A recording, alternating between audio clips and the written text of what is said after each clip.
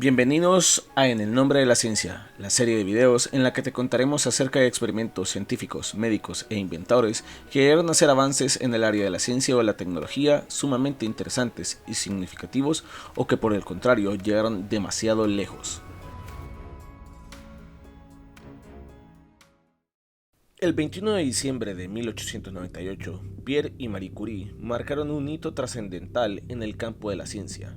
Marie había trabajado y tratado un mineral llamado pechblenda, extrayendo una pequeñísima cantidad de un mineral que Pierre anotaría en su cuaderno como radius. Y así fue como el radio salió a la luz científica, y no tardaría mucho para que charlatanes, pseudocientíficos y empresarios tomaran ventaja de las características físico-luminiscentes del radio y del completo desconocimiento de los peligros de esta sustancia para crear una tendencia a principios de los 1900 que sería conocida como la locura por el radio.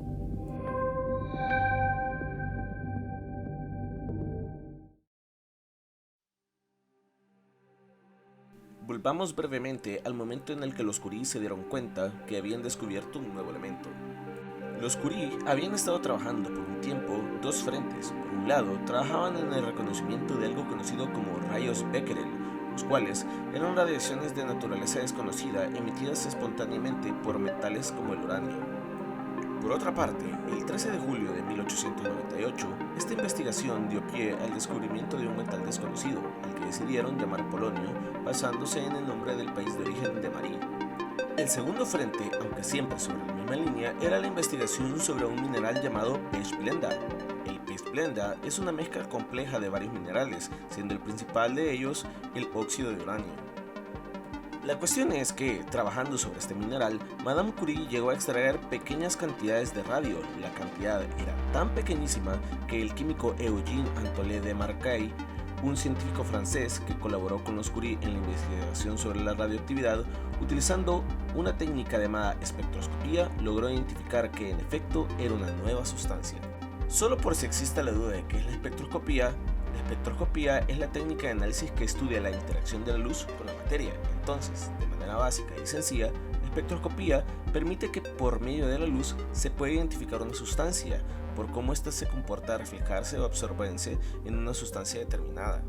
Ahora, si ya la quieres más fácil, pues haz de cuenta que tienes un rayo de arco iris que choca contra una roca. Dependiendo de qué colores del arco iris se reflejen y cuáles valgan madre, con qué intensidad estos colores se ven reflejados, pues se puede saber qué sustancia es la que tenemos entre manos. Bien, volviendo al tema. Dado que la cantidad que encontraron fue muy pequeña, continuaron sus estudios durante 4 años más, y aún así solo lograron obtener 1 miligramo de radio después de haber tenido que tanquearse la examinación de aproximadamente 10 toneladas de roca. ¡10 toneladas!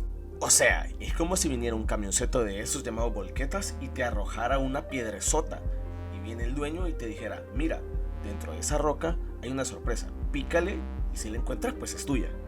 Y tú esta va de pique, que pique, que pique, que pique, pues no la encuentras, pero después de 4 años logras encontrarla y te fijas que pues es una nada. Y pues como diría la chaviza, F. Bueno, hoy sí ya, serios. Esta previa investigación de los Curie promovió más el estudio de la radioactividad y cómo ésta se influenciaba en el entorno y al ser humano. Y es en este punto precisamente donde abandonamos un tiempo la investigación científica real y entramos en el pantanoso mundo de la charlatanería. Los entonces escasos estudios de radio permitieron que poco a poco se fueran adjudicando características erróneas a radio, que se crearon productos con la promesa médica de que estos iban a solventar padecimientos de una manera más eficiente. A su vez, la misma apariencia fluorescente de radio estimuló la creatividad de empresarios que crearon productos como pinturas para adornar velocímetros de aviones o marcadores y agujas de los relojes. Y esto sí nos lleva a donde empieza la verdadera locura por el radio. En 1914 se fundó la United States Radium Corporation, la cual fue una de las empresas que agarró el impulso mediático de radio, trabajando y creando productos con los que se iniciaría una campaña y comercialización aproximadamente entre 1917 y 1918, y los continuó explotando durante muchísimo tiempo hasta algún momento de la década de 1930. Así como la United States Radium Corporation, nacieron empresas como la Bailey Radium Laboratories, también estadounidense, la Société du Radium de Francia y The Radium Company Limited de Reino Unido. Realmente hubieron más, pero estas 4 fueron quizás las que más relevancia tuvieron, y de hecho, 2 de ellas protagonizarían años más tarde 2 de los escándalos por envenenamiento por radio más grandes de la historia. Pero de eso hablaremos un poquito más adelante. Ahora, ya hablando de las empresas, empecemos hablando por la Société du Radium. Esta empresa fue fundada por los mismísimos Pierre y Marie Curie y tuvieron un papel fundamental en el desarrollo y la aplicación de radio en diversas industrias. Se dedicó a la producción de sustancias radioactivas y productos basados en el radio, como la pintura de radio, sales de radio, relojes luminosos y otros productos que aprovechaban la capacidad de radio para emitir luz. Uno de los productos más conocidos de la Société du Radium fue el luminoscopio, un dispositivo utilizado en medicina para diagnosticar y tratar enfermedades utilizando la radiación del radio, valga la redundancia. Estos dispositivos fueron ampliamente utilizados en la época, especialmente en el tratamiento de enfermedades como el cáncer.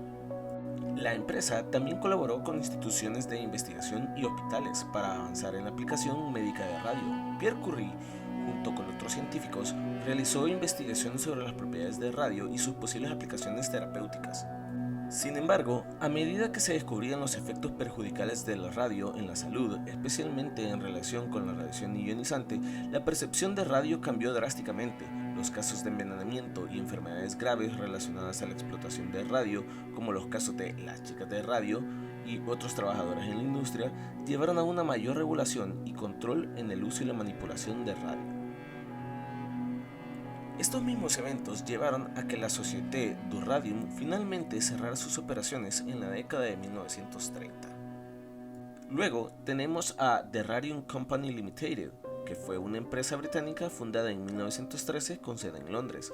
Al igual que otras compañías de la época, se dedicaba a la producción y comercialización de productos basados en el radio. Pero lo particular de esta empresa fue el reconocimiento que ganó en la industria por su marca comercial Undark. La pintura con radio Undark se promocionaba como segura, luminiscente y duradera. La empresa empleaba principalmente a mujeres jóvenes para aplicar la pintura con objetos como relojes y controles de aviones. Sin embargo, al igual que otras compañías de la época, The Radium Company Limited se vio envuelta en controversias debido a los efectos perjudiciales de radio en la salud de los trabajadores, y así como la Société du Radium, The Radium Company Limited cerró sus operaciones en la década de 1930 debido a los crecientes problemas legales y de la salud relacionados con la radiación. Y ahora sí, paremos un segundo, tomemos un respiro porque se viene el plato principal. Hablemos de Bailey Radium Laboratories, o más bien de William Bailey, quien a través de esta empresa fabricó y comercializó un elixir a base de radio llamado Raditor, el cual era una solución líquida que contenía agua destilada y radio 226 disuelto. Bailey afirmaba que Raditor tenía propiedades curativas y rejuvenecedoras y promocionaba el producto como un elixir de salud y energía.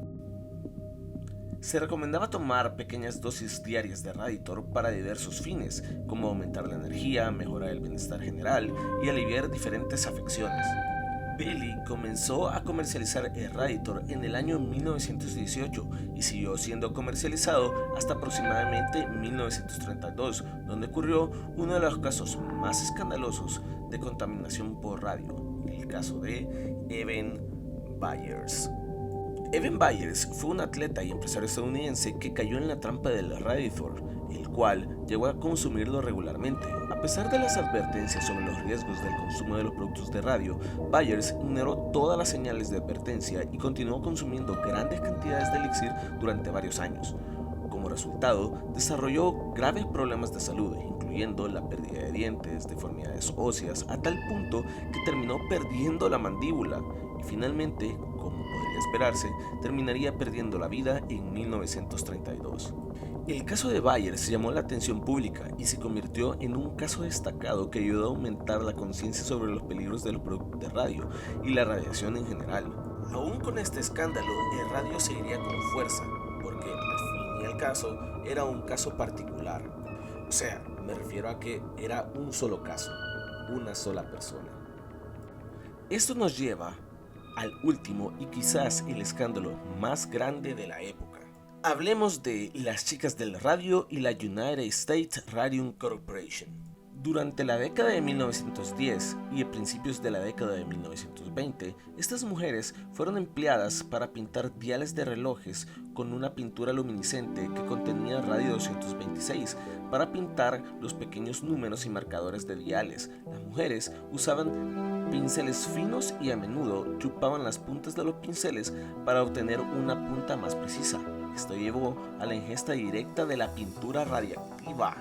Obviamente, en ese momento las mujeres no conocían los peligros asociados con la radiación y la empresa tampoco tomó las medidas adecuadas para proteger a las trabajadoras.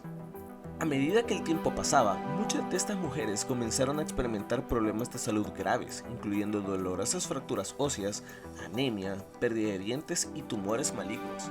Todas estas mujeres trabajaron desde el inicio de las operaciones con el radio en 1918 hasta 1926, 8 largos años de exposición directa a radio. Cuando los efectos perjudiciales se hicieron evidentes y se conocieron más casos de enfermedades relacionadas con el radio, fue el momento en el que algunas de ellas decidieron buscar justicia y responsabilizar a la compañía por su negligencia. En 1928, un grupo de 5 trabajadoras conocida como las 5 Vivas presentaron una demanda contra United States Radio Corporation. Alegaron que la compañía era responsable de su deterioro físico debido a la exposición a radio. Este caso se convirtió en un importante hito en la lucha por los derechos de los trabajadores y los efectos de la radiación. El caso de las chicas del radio y la exposición a la radiación en la United States Radio Corporation llegó incluso a exponer a otras empresas como la Radium Dial Company en Orange, New Jersey, y otras compañías en Waterbury, Connecticut. Durante el juicio, las trabajadoras presentaron pruebas de sus enfermedades y de la negligencia de la empresa en cuanto a la seguridad y la protección de los empleados. A pesar de los desafíos, las 5 Vivas ganaron el caso y fueron otorgadas indemnizaciones por todos los daños. El caso de las chicas de la radio y otros casos similares llevaron a que se realizaran investigaciones exhaustivas sobre los efectos de la radiación y se implementaron regulaciones más estrictas para proteger a los trabajadores y al público en general.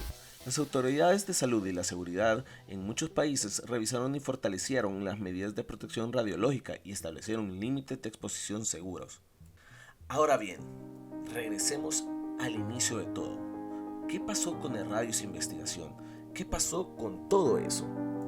Aunque sí que es cierto que el caso de las chicas de radio y otros incidentes similares llevaron a una mayor cautela en el uso y la manipulación de sustancias radiactivas, se realizaron esfuerzos para educar a los profesionales y al público sobre los riesgos y precauciones necesarias al trabajar con materiales radiactivos. La investigación científica continuó y de hecho se llevaron a cabo estudios más exhaustivos sobre los efectos de la radiación en los organismos vivos y en el medio ambiente. Se investigaron las dosis seguras de radiación y se establecieron límites y directrices para el uso en experimentos y aplicaciones científicas. Por ejemplo, en el campo de la medicina se realizaron avances significativos en la radioterapia y en la imagenología médica utilizando isótopos radioactivos. Se establecieron protocolos más rigurosos para asegurar que los tratamientos de radioterapia fueron precisos y seguros, minimizando la exposición innecesaria de tejidos sanos. Se mejoró la planificación y dosimetría de los tratamientos y se establecieron regulaciones más estrictas para garantizar la seguridad de los pacientes y del personal médico.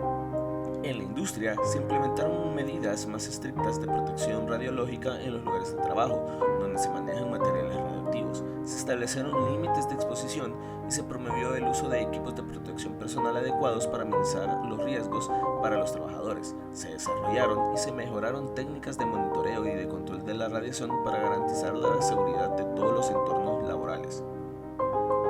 Hoy en día, la investigación de la radio y su aplicación se lleva a cabo con un enfoque mucho más cuidadoso y regulado. Se siguen mejorando las técnicas de seguridad y se promueve una mayor conciencia sobre los riesgos de la radiación.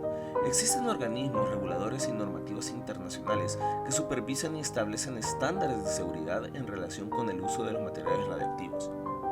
La investigación actual se centra en la optimización de las aplicaciones de radio en áreas como la medicina nuclear, la energía nuclear y la investigación científica. Se busca maximizar los beneficios de la radiación y minimizar los riesgos, asegurando que se sigan todos los protocolos adecuados y se mantenga un enfoque en la seguridad integral. Y es que así es como debe ser y debió ser desde el principio.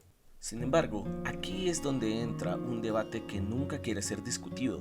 Es inevitable que en el estudio de lo desconocido se obtendrán resultados negativos y adversos, resultados que pueden llegar a afectar la salud y la vida de quienes lo investigan o de terceras personas que nada tienen que ver. Pero entonces, ¿es la ciencia un demonio que debemos exterminar? ¿O es más bien el mal que debemos aceptar como algo inevitable para llegar al avance y bien común? ¿Y tú, qué piensas?